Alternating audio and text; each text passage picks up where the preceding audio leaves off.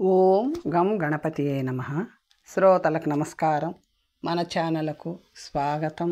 గరుడ పురాణం 37వ భాగం. పురుషోత్సర్గ మహిమ వీరవాహన మహారాజు కథ. నారదుని పూర్వజన్మ వృత్తాంతం తెలుసుకుందాం. హే జగన్నాయక, జ్ఞానసాగర, పురుషోత్సర్గం చేయకపోతే పరలోకంలో సద్గతి ప్రాప్తించదని విన్నాను. అందువల్ల దానిని గురించి తమ నుండి వివరంగా వినాలనే కోరిక కలిగినందున వినిపించుమని తమకు విన్నవించుకుంటున్నాను అని ఖగేంద్రుడు ఉపేంద్రుని అడుగగా ఆయన సంతోషించి ఇలా ఉపదేశించసాగాడని సూత మహర్షి సౌనకాది మహామునులకు చెప్పుచున్నాడు. వైనతేయ, దీనికి సంబంధించి ఒక ఇతిహాసం ఉన్నది, వినుము. దీనినొకప్పుడు బ్రహ్మపుత్రుడైన వశిష్ఠుడు వీరవాహనుడను రాజుకి చెప్పాడు. ప్రాచీన కాలంలో విరాధ నగరాన్ని వీరవాహనుడనే మహారాజు పరిపాలిస్తూ ఉండేవాడు.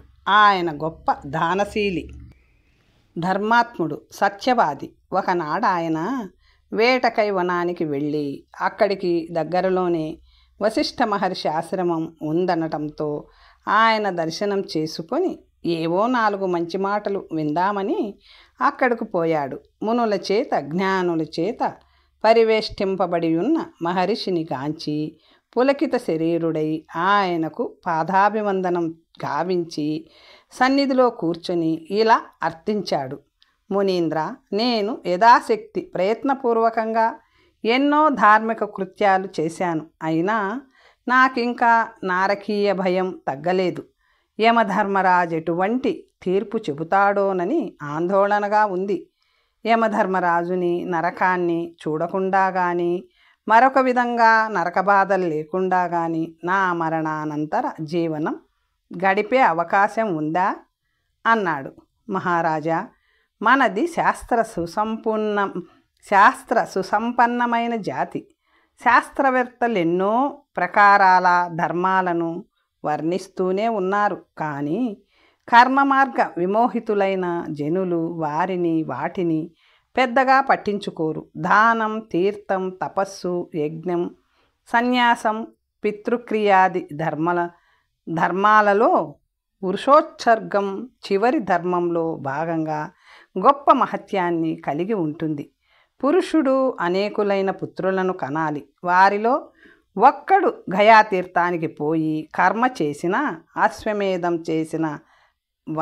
చేసినా నల్ల ఆబోతు లేదా ఎద్దును యథావిధి వదిలినా అతని తండ్రికి తెలిసి కానీ తెలియక కానీ చేసిన బ్రహ్మహత్య వంటి పాపాలు కూడా నశిస్తాయి. పురుషోత్సర్గాన్ని 11వ రోజున అపకర్మలో భాగంగా పుత్రులు కానీ ఇతరులు కానీ చేయకపోతే ఆ మృత వ్యక్తి ఎప్పటికీ ప్రేతంగానే మిగిలిపోతాడు. ఇక ఎన్ని శార్ధాలు పెట్టి ఏమి లాభము? ఏదో ఒక విధంగా ఎంత బాధపడైనా సరే ఒక ఆబోతును నగరంలోనో తీర్థంలోనో అవశ్యం వదలాలి. ఖగేశ, దీనిని వృష యజ్ఞమని కూడా అంటారు. ప్రేతత్వం నుండి ముక్తిని ప్రాప్తింపచేయు సాధనం మరేదీ లేదు. దీనిని ఎలా చెయ్యాలంటే, అన్ని శుభలక్షణాలు కలిగి నల్లని కంఠము, గంగడోలు గల వృషభాన్ని 2 లేదా 1 దూడలకిచ్చి పెళ్లి చేయాలి. తరువాత మాంగళిక ద్రవ్యాలతో మంత్రాలతో వాటిని గోచార భూమిలో కానీ మరొక మైదానంలో కానీ ఆవులు ఎక్కువగా తిరుగాడు చోట వదిలివేయాలి. ఈ క్రింది యజుర్వేద మంత్రాలను పఠిస్తూ అగ్నిదేవునికి ఆహుతులు నివ్వాలి. ఓం ఇహరతి స్వాహ ఇదమగ్నయే. ఓం ఇహర మధ్వం స్వాహ ఇదమగ్నయే. ఓం ఇదః ధృతి స్వాహ ఇదమగ్నయే. ఓం ఇహ స్వధృతి స్వాహ ఇదమగ్నయే. ఓం ఉపసృజన్ ధరుణం మాత్రే ధరుణో మాతరం ధన్య స్వాహ ఇదమగ్నయే.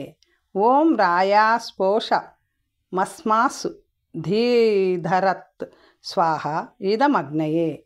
మృతక సందర్భంలోనే కాక ఇతర కళ్యాణ గడియలలో కూడా వృషోత్సర్జనము చేయవచ్చు. కార్తీక మాఘ వైశాఖ పూర్ణిమలలో, సంక్రాంతి వ్యతిపాత దినాల్లో, తీర్థాలలో, పితృదేవుని క్షయతిథి నాడు చేయబడు వృషోత్సర్గం విశేష రూపంలో ప్రశస్తంగా భావింపబడుతుంది.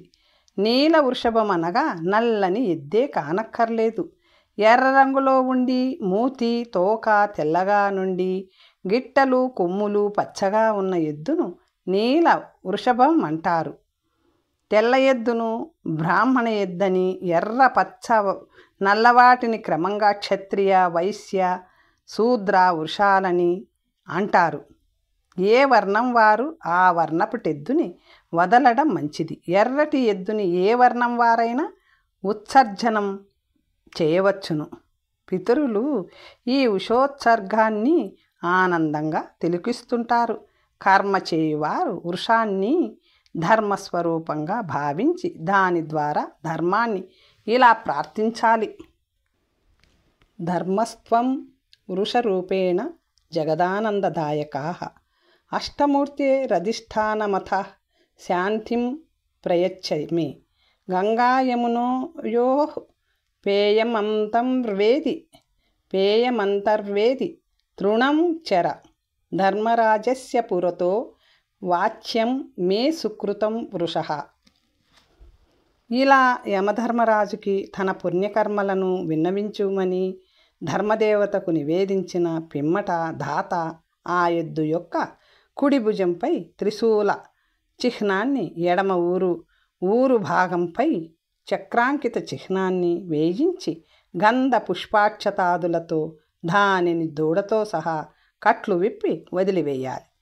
వశిష్ఠుడింకా ఇలా అన్నాడు, మహారాజా, మీరు కూడా పద్ధతి ప్రకారం ఎద్దును వదలండి. లేకుంటే అన్య సాధనాలన్నీ సంపన్నం చేసినా కూడా సద్గతి కలగకపోవచ్చు. ఒకప్పుడు త్రేతాయుగంలో విదేహ నగరంలో ధర్మవత్సుడని ఒక బ్రాహ్మణుడు ఉండేవాడు. ఆయన తన వర్ణానుసారం చేయవలసిన కర్మలన్నీ అవసరమైతే కూర్చొని అహర్నిశలు గావించేవాడు. గొప్ప విద్వాంసుడు, విష్ణు భక్తుడు, అత్యంత తేజస్వి, లోభి కాకుండా వచ్చిన దానితోనే సంతుష్టి చెందేవాడు. ఒకమారు ఆయన పితృకార్యానికై కుశల కోసం, పలాశ పత్రాల కోసం వనంలోకి వెళ్ళి అటూ ఇటూ తిరుగుతూ వాటిని సిద్ధం చేసుకోసాగాడు. పలాశ పత్రాలంటే మోదుగ ఆకులు.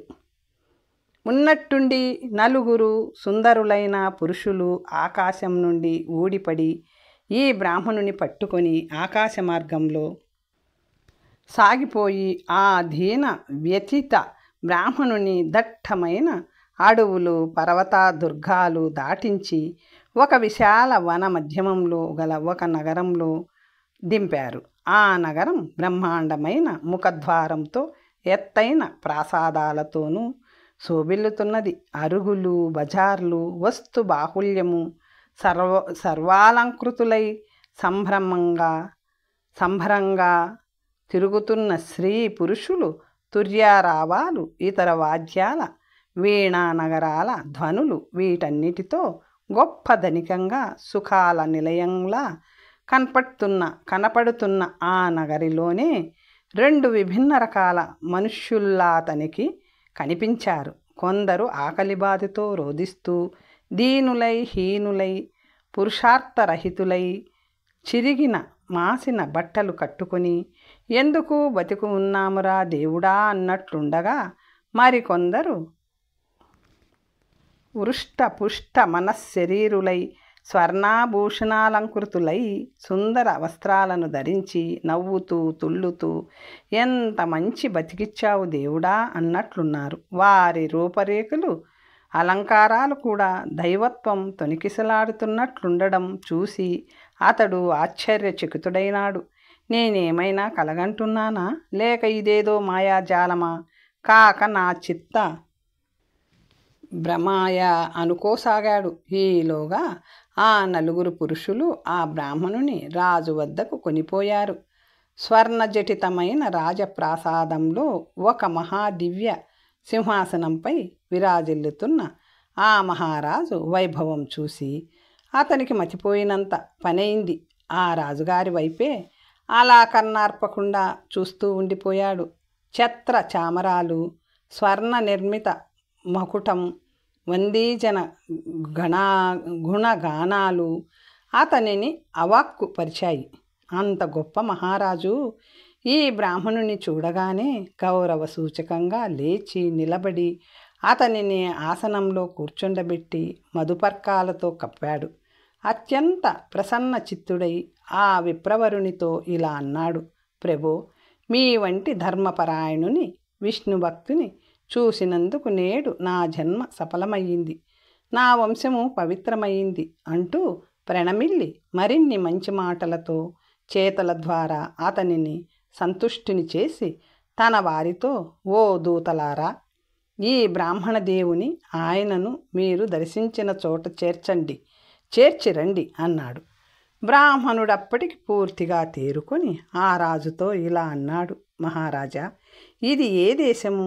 ఒకే చోట ఉత్తమ, మధ్యమ, అధమ జీవనులు ఎలా కనబడుతున్నారు?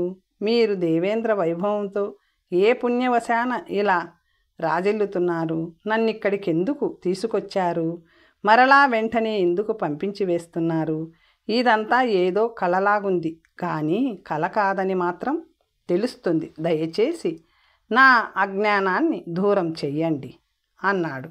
ఓ విప్రదేవా, తమవలే ధర్మాన్ని సక్రమంగా పాలిస్తూ నిత్యము విష్ణుభక్తి పరాయణులై జీవిస్తూ ఇంద్రియ నిగ్రహాన్ని కలిగి ఉండి విషమ వాంఛల కతీతులుగా జీవించు మహానుభావులని ఇక్కడికి కొని వచ్చి పూజించి సత్కరించి పంపడాన్ని కర్తవ్యంగా భావించే భక్తుడను నేను. తీర్థయాత్ర ఆసక్తులై ఉషోత్సర్గ మహత్య జ్ఞానాన్ని కలిగిన వారై సత్యవ్రతులై దానరతులై మెలుగువారు నాకు పూజ్యులు. దేవతలు కూడా వారికి ప్రణామం చేస్తారు. పరంతపులు పూజార్హులునగు మీ దర్శన భాగ్యాన్ని నాతో పాటు నా వారందరికీ కలిగింపచేయడానికే మిమ్మల్ని ఇక్కడికి రప్పించాను. హే భూదేవా, మీరు నా పట్ల ప్రసన్నులై నా ఈ సాహసాన్ని మన్నించి నన్ను క్షమించాలి. నా సంపూర్ణ చరిత్రను తమకు వర్ణించి చెప్పే సామర్థ్యం కానీ అర్హత కానీ నాకు లేవు.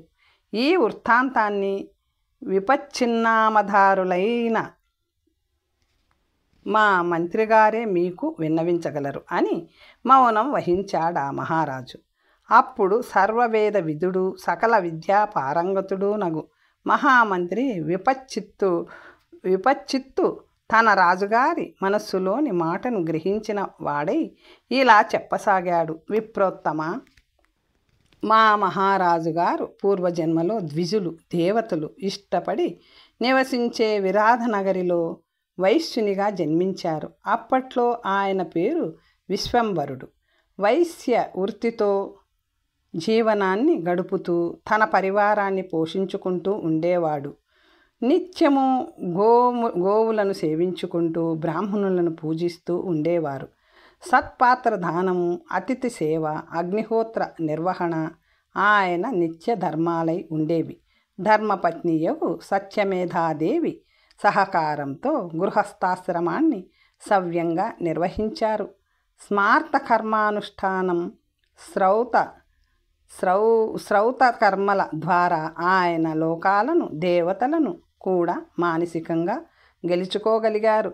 ఒకప్పుడు ఆయన సోదర సమేతుడై పెద్ద ఎత్తున తీర్థయాత్రలను చేసుకుని ఇంటికి మరలి వస్తుండగా దారిలో ఆయనకు లోమశ మహర్షి దర్శనమైనది. వెంటనే విశ్వంభరుడాయనకు సాష్టాంగ దండ ప్రణామం చేసి లేచి వినయంగా చేతులు జోడించి నిలబడగా లోమశ మహర్షి కరుణా సాగరుడై ఎక్కడి నుండి రాక ఇటకు అంటూ కుశల ప్రశ్నలు వేశాడు. మునివర, మీ వంటి పెద్దల ద్వారా ఈ శరీరం నశ్వరమని, మృత్యువు మనకెదురుగానే నిలబడి ఉంటుందని తెలుసుకున్నాను. అందుకే పుణ్య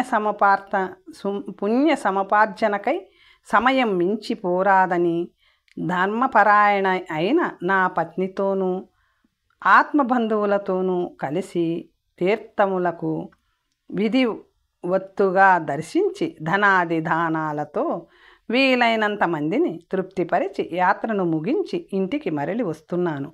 యాత్రల పుణ్యఫలం వెంటనే కనిపించింది. మీరు దర్శనమిచ్చారు అన్నారు విశ్వంభరులు.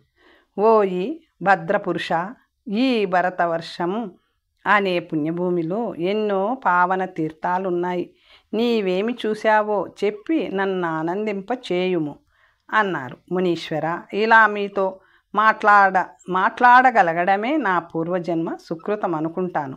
ఎక్కడైతే గంగా, యమున, సరస్వతి నామక పరమ పవిత్ర నదీమ తల్లులు సంగమిస్తాయో, ఎక్కడ బ్రహ్మ, ఇంద్రుడు దశాశ్వమేధ యజ్ఞాలను గావించారో ఆ ప్రయాగను తీర్థరాజ్యాన్ని కరుణానిధానము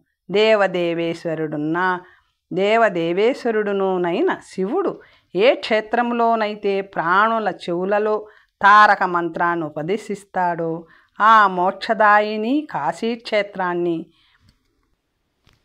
పులహాశ్రమాన్ని, ఫల్గుణ తీర్థ, గండకి, చక్రతీర్థ, నైమిశారణ్య, శివతీర్థ, అనంతక, గోప్రతారక, నాగేశ్వర, విందు సరోవర, మోక్షదాయకుడు, రాజీవలోచనుడు, కరుణాపయోనిధి అయిన శ్రీరాముని పుట్టుకచే సుశోభితమైన అయోధ్య, అగ్ని, వాయు, కుబేర, కుమార తీర్థాలను, సూకర క్షేత్రం, శ్రీకృష్ణుని జన్మచే పవిత్రమైన మథుర, పుష్కర, సత్యతీర్థం, జ్వాల, దినేశ్వర, ఇంద్ర తీర్థాలు, పశ్చిమ వాహిని అయిన సరస్వతి, కురుక్షేత్రాలను దర్శించాను.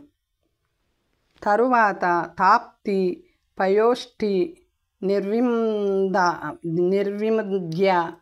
నిర్వింధ్య, మలయ, కృష్ణవేణి, గోదావరి, దండకవన, తామ్రచూడ, సదోదక, గ్యావాభూమీశ్వర తీర్థాలను దర్శించి పర్వతరాజమైన శ్రీశైలాన్ని చేరుకున్నాను. ఆపై మహాతేజస్వి అయిన విష్ణు భగవానుడు శ్రీరంగనామమును ధరించి వెలసిన మహాక్షేత్రాన్ని, మహిషాసురమర్ధిని దుర్గమ్మ వెంకటి అను పేరు వెలసిన వెంకటాచలాన్ని దర్శించాను. అనంతరం చంద్రతీర్థ, భద్రవట, కావేరి, కుటిలాచల, అవటోద, తామ్రపర్ణి, త్రికూట, కోళ్ళకగిరి,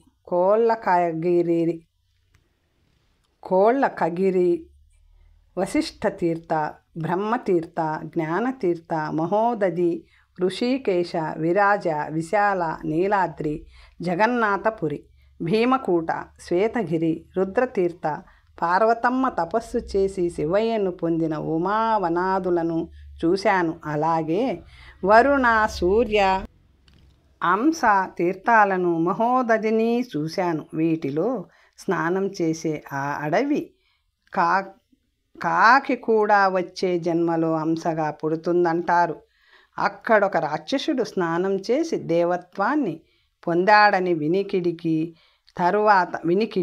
తరువాత విశ్వరూప, వంధి తీర్థ, రత్నేశ, కుహకాచల తీర్థాలకు వెళ్ళాను. అక్కడికి శ్రీమన్నారాయణుని దర్శించిన వారికి కోటి పాపాలు దగ్ధమవుతాయి. వృషద్వతి, యమున అనే నదులు మానవ కళ్యాణ కారకాలు. వాటిలో స్నానం చేసి అక్కడి పుణ్యక్షేత్రాలను దర్శించాను. మహాకాళ, నీలకంఠ, అమరకండిక, చంద్రభాగ, వేత్రవతి, వీరభద్ర, గణేశ్వర, గోకర్ణ, బిల్వ, కర్మకుండ, సతారక తీర్థాలలో స్నానం చేసి ఈ స్నానాల వల్ల మనిషి కర్మబంధనాల నుండి ముక్తుడవుతాడని విని సంతోషించాను. మునీంద్ర, మీ దయ వల్ల ఈ యాత్రలను చేసి ఇలా వెనుకకు వెళుతున్నాను. సాధుజనుల కృప ప్రాణులలో కళ్యాణకారిణి అయిన బుద్ధికి జన్మనిస్తుంది. ఒకవైపు తీర్థాలు, మరొక వైపు మీ వంటి సత్పురుషులు లోక కళ్యాణానికి పరమోపకారులు. ఉత్పద్యతే శుభాబుద్ధి సాధూనాం యదనుగ్రహः ఏకతః సర్వతీర్థాని కరుణాః సాధవోన్యత అనుగ్రహాయ భూతానం చరంతి చరితావ్రతాః. మహర్షి పుంగవ, మీరు అన్ని వర్ణముల వారికి గురుదేవులు, విద్యలోనూ వయసులోనూ శ్రేష్ఠులు కాబట్టి చిరంతన కాలం నుండి వస్తున్న ఒక విషయం గురించి ఇంకెవరిని అడుగను, మిమ్మల్నే అర్థిస్తున్నాను. నా మనస్సు అత్యంత చంచలమై పోవుచున్నది.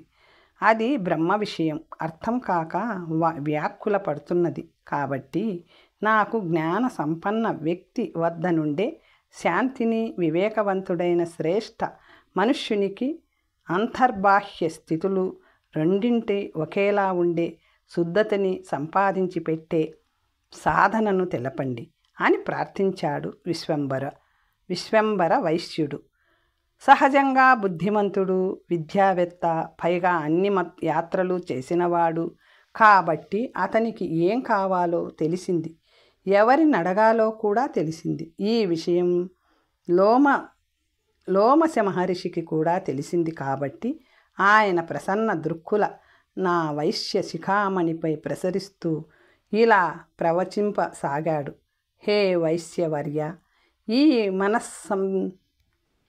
మనస్సు అత్యంత బలీయం. దీనికి వికారయుక్తతే నిత్య స్వభావం. మిక్కిలి బలముగల ఏనుగు పీలగా బక్కగా నుండే మావటికి లొంగిపోయి నడుచుకునే విధంగా ఇంత బలమైన మనస్సు కూడా మన చెప్పు చేతుల్లో ఉండాలంటే సత్సంగతి, ఆలస్యరహితమైన సాధన, తీవ్ర భక్తి వియోగం, సద్విచారం అనే వాటి ద్వారా దానిని స్వాధీనం చేసుకోవాలి.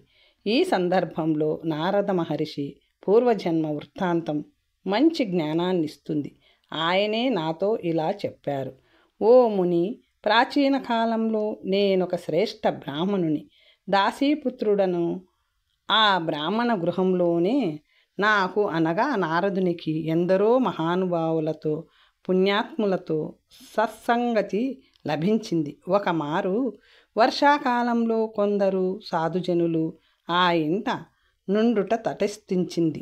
నేను వారికి మనఃపూర్తిగా వినమ్రంగా సకల సేవలు చేయడంతో వారు అత్యంత సంతుష్టులై నాకొక మంత్రోపదేశం చేస్తూ ఇలా అన్నారు. వచ్చా, ఈ మంత్రోపదేశ ప్రభావం వల్ల నీ బుద్ధి అత్యంత నిర్మలమై లోక కళ్యాణకారి అయిపోతుంది. అప్పుడు నీకు నీలోనూ ఇతరులలోనూ కూడా మహావిష్ణువే కనిపిస్తాడు. ఈ లోకంలోనూ పరలోకంలోనూ కూడా అనంతమైన ఆనందం ప్రాప్తిస్తుంది.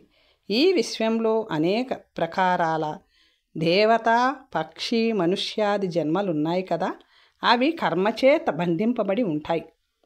కర్మపాశబద్ధులై జన్మించిన మరలా వేరువేరు కర్మలను ఎవరికి వారుగా చేసి ఆ కర్మఫలములను భోగిస్తూ సత్వగుణం వల్ల దేవతాయోనిలోను, రజోగుణం వల్ల మనుష్య యోనిలోను, తమోగుణం వల్ల ఇతరేతర యోనుల్లోనూ జన్మిస్తుంటారు. విషయవాంఛలచే, వాసనలచే చివరి కంట కట్టబడి వాటికి కట్టుబడి జీవించిన ప్రాణి దేహాంతంలో మరలా జన్మించడం, మరలా మృతి చెందడం జరుగుతూ ఉంటుంది. ఈ జన్మల్లో ఎక్కడో ఎప్పుడో చేసిన పుణ్యం, దైవయోగం కలగడం వల్ల మనుష్య జన్మ ప్రాప్తిస్తుంది. ఈ జన్మ ఆ ప్రాణికి భగవంతుడిచ్చిన గొప్ప అవకాశం. ఈ అవకాశాన్ని అందిపుచ్చుకొని మహాత్ములను సేవించి వారి కృప వల్ల భగవానుడైన హరిని తెలుసుకోవాలి. అప్పుడు తాను అపార భవసాగరానికి రోగమనే, మోహమనే త్రాళ్లతో కట్టబడి ఉన్నట్టు తెలుస్తుంది. ఆ పాశాలను ఛేదించుకొని ముక్తి ఎలా పొందాలో కూడా తెలుస్తుంది. ఈ భవసాగరాన్నుండి బయటపడదలుచుకున్న వారికి భగవన్నామ స్మరణను మించిన సాధనం మాకు కనబడలేదు. పాలడం చిలకడం వల్ల నవనీతము అంటే వెన్న, చెక్కను రాపిడి చేయడం వల్ల అగ్ని పుట్టినట్లే మనస్సును మథనం చేస్తే అందులోనే దేవుడు పుడతాడు. అక్కడే ఆ ప్రాణిలోనే ఉండిపోతాడు. ఇలా పరమాత్మను చూసిన వాడే సుఖి. ఈ ఆత్మ నిత్యము, అవ్యయము, సర్వగామి, సర్వప్రాణి నివాసి. ఇది అప్రమేయం. ఇది స్వయంగానే జ్యోతిస్వరూపమై ప్రతి మనసులో వెలుగుతూ ఉంటుంది. కానీ ఆ మనసుకి దాని చేతికి దొరకదు. దీనికి నాశనం లేదు. పంచభూతాలలాగే ప్రపంచమంతటా ఉంటుంది. వాటితో కలిసి ప్రాణిలోనూ ఉంటుంది. అన్ని ప్రాణుల కన్నా ఒక మెట్టు పైనే ఉన్న ఆత్మ కన్నా ఎన్నో మెట్లు పైన ఉంటాడు పరమాత్మ. అయిన ఆయన సాధు జనాన్ని రక్షించడానికి దిగి వస్తుంటాడు, అనగా అవతరించుతుంటాడు. సత్వ నిర్గుణుడైన అజ్ఞానులకు త్రిగుణాత్మకునిగా కనిపిస్తాడు.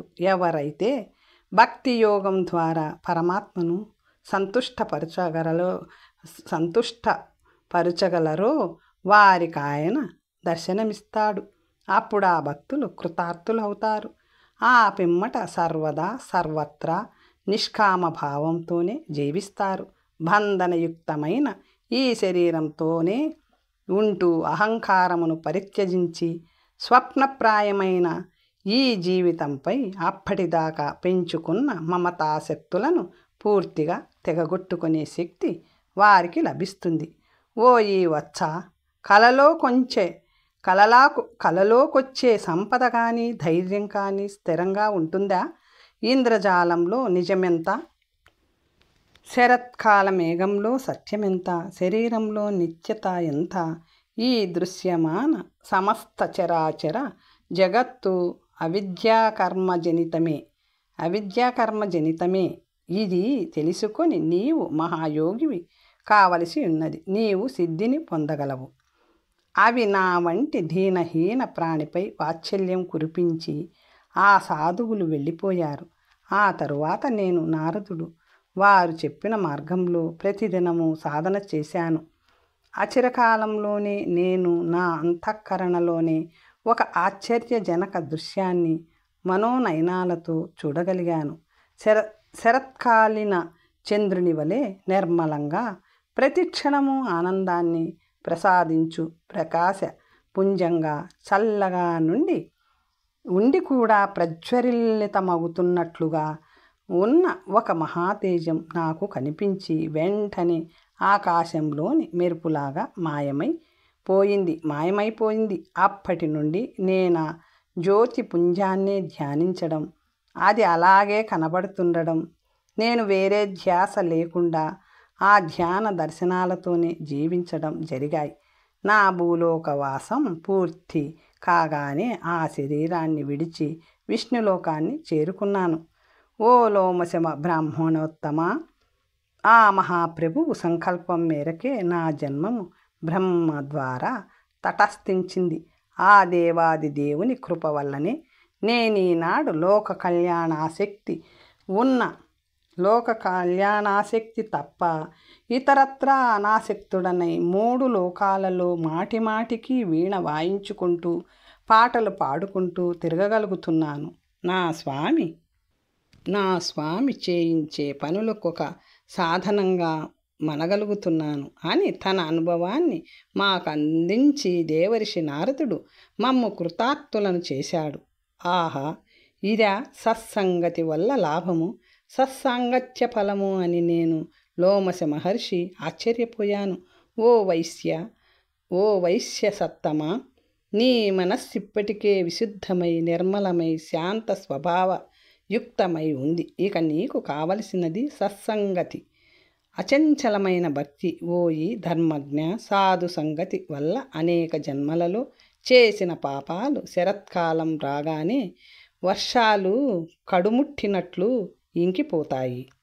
అప్పుడు ఆ వైశ్య శిఖామణికి లోమశ మహర్షి వృషోత్సర్గం చెయ్యనిదే ధర్మార్థ కామాలలో ఏ పురుషార్థము రాణించదని, మంచు బిందువులు కానీ వడగళ్ళు కానీ నేలపై పడి దండకైపోయినట్లు వృషోత్సర్గ సహితం కాని కర్మలన్నీ వ్యర్థమైపోతాయని, వృషోత్సర్గం అశ్వమేధ యాగంతో సమానమైన పుణ్యాన్ని ఇస్తుందని, నిజానికి వృషోత్సర్గం వంటి హితకారి వేరొకటి లేనే లేదని, ఇంద్రదేవుని సాన్నిధ్యాన్ని కూడా అది సంపాదించి పెట్టగలదని చెప్పాడు. వెంటనే పుష్కర తీర్థానికి పోయి వృషోత్సర్గ కర్మను సంపన్నం చేసి ఆ తరువాతే ఇంటికి వెళ్ళమని ఆదేశించాడు. విపచిత్తు తన రాజుగారి కథను ఇంకా ఇలా చెప్పసాగాడు. తరువాత ఆ వైశ్యోత్తముడు అన్ని యజ్ఞాలను సంపూర్ణం చేయు వరాహస్వామి వెలసిన పుష్కర క్షేత్రానికి పోయి అక్కడ సలక్షణంగా వృషోత్సర్గ కర్మ సంపన్నం చేశాడు. తదనంతరం లోమశ మహర్షి ఆదేశం మేరకు ఆయన సాంగత్యంలోనే మరిన్ని తీర్థాలను దర్శించాడు. నీల వృషభానికి వివాహం చేశాడు. ఇలా ఎంతో పుణ్యాన్ని ఆర్జించి దేహాంతంలో శ్రేష్ఠ విమానాన్నెక్కి దివ్యలోకాలలో పెద్ద కాలం పాటు అన్ని భోగాలు అనుభవించి మరలా పుడిమిపై పుట్టవలసి వచ్చినప్పుడు వీరసేన రాజవంశంలో జన్మించి మాకందరికీ మహారాజైనాడు. మంత్రిగారి ప్రసంగాన్ని విని బ్రాహ్మణుడు ఆశ్చర్యచకితుడైనాడు. ఆ తరువాత రాజుని మనసారా దీవించి రాజసేవకులు వెంటరాగా తన ఇంటికి వెళ్ళాడు. ఇంతవరకు వీరవాహన మహారాజుకి వినిపించిన వశిష్ఠ ప్రజాపతి ఇంకా ఇలా ఉపదేశించాడు. ఓ రాజా, అన్ని కర్మలలోకి శ్రేష్ఠతమ కర్మ వృషోత్సర్గ కర్మయే. ఈ కర్మను చేసిన వారు యమరాజుకి భయపడనవసరం లేదు. అలాగే స్వర్గప్రాప్తికి కూడా వృషోత్సర్గమే చక్కటి మార్గం. వృషోత్సర్గ సమం కించత్ సాధనం నదివః పరం. ఒక్క అపవాదం మాత్రం ఉంది. పుత్రుడు భర్త అంతా ఉండగా మరణించిన స్త్రీకి కర్మ చేసినప్పుడు వృషోత్సర్గం చేయరాదు. పాలిచ్చే ఆవుని దానమివ్వాలి. గరుడ వశిష్ఠుని వచనాలను విని వీరవాహనుడు మథురకు మరలి వచ్చి వృషోత్సర్గాన్ని చేశాడు. అతడు మరణించాక యమదూతలు వచ్చి కాలపురి వైపు సగౌరవంగా కొనిపోతున్నప్పుడు అతడు ఇక్కడేదో శార్ధదేవ నగరం ఉంటుందని విన్నాను, ఎక్కడ కనిపించదేం అని వారిని అడిగాడు. వారు వెంటనే అది పాపాత్ములను పాపశుద్ధి కోసం కొనిపోయే చోటని, ధర్మాధర్మ వివేచన చేసి యమధర్మరాజు శిక్షలు వేసే ప్రదేశం అదేనని, కానీ వీరవాహనుని వంటి పుణ్యాత్ములకు ఆ నగరంతో పని ఉండదు కాబట్టి అది కనబడదని, అసలా దారిలో తగలదని వినమ్రంగా బదులిచ్చారు. మరుక్షణంలో దేవ గంధర్వ పరివేష్టితుడై దివ్య రూపాధారి అయి ప్రశాంత కాంతులను వెదజల్లుతూ యమధర్మరాజే అతనికి దర్శనమిచ్చాడు. వెంటనే ఆ రాజు చేతులు జోడించి ప్రణామం చేసి ఆయనను అనేక విధాల కీర్తించి సంతుష్టపరిచాడు. యమధర్మరాజు కూడా రాజుతో మర్యాదగా మాట్లాడి తన దూతలతో ఆ రాజును సర్వభోగాలు సుఖాలు సులభంగా లభించే దేవలోకానికి కొనిపొమ్మని ఆదేశించాడు. వీరవాహన మహారాజు మరింత వినమ్రుడై, ఓ దేవా, మీ దర్శనాన్ని ఈ విధంగా పొందడానికి, ఆపై స్వర్గలోక సౌఖ్యాల నందడానికి నేనే ఏ పుణ్యకార్యాలను ఆచరించి అర్హతను సంపాదించానో నాకు తెలియరావటం లేదు అన్నాడు. యమధర్మరాజు కూడా మరింత ప్రసన్నుడై, ఓ రాజా, నువ్వు దాన యజ్ఞాధ్యానేక పుణ్యకార్యాలను శ్రద్ధాభక్తులతో నిర్వర్తించడమే కాక వశిష్ఠదేవుని దయవల్ల మథురలో పెద్ద ఎత్తున వృషోత్సర్గం కూడా చేశావు. మహారాజా, మానవులు ఏ పాపము చేయకుండా కాసింత ధర్మాన్ని సమ్యగ్రూపంతో పాలించిన బ్రాహ్మణుల దేవతల కృప వల్ల ఆ పుణ్యం అధికాధికమైపోతుంది. ధర్మ స్వలోపి నృపతే యది సమ్యగుపాసితః ద్విజదేవ ప్రసాదేన సయాతి బహువిస్తరం. నువ్వు బహు పుణ్యకార్యాలే చేశావు, నీకు నా ఆశీస్సులు అంటూ యమధర్మరాజు అంతర్ధానం చెందాడు. వీరవాహనుడు స్వర్గలోకానికి కొనిపోబడ్డాడు. పరీక్షిత్ రాజా, పక్షిరాజా, వృషోత్సర్గ నామకాయజ్ఞ మహత్యాన్ని విస్తారపూర్వకంగా విన్నావు కదా. ప్రాణుల పాపకర్మలను సమాప్తం చేసే ఈ ఆఖ్యానాన్ని చదివినవారు విన్నవారు పాపముక్తులవుతారు అని శ్రీహరి గరుత్మంతునికి ఉపదేశించాడని సూతుడు శౌనకాది మహామునులకు చెప్పసాగాడు. తరువాత కథ వచ్చే భాగంలో తెలుసుకుందాం. నమస్తే. ఓం నమో భగవతే వాసుదేవాయ. ఓం నమో భగవతే వాసుదేవాయ. ఓం నమో భగవతే వాసుదేవాయ. ఓం నమో భగవతే వాసుదేవాయ. ఓం నమో భగవతే వాసుదేవాయ.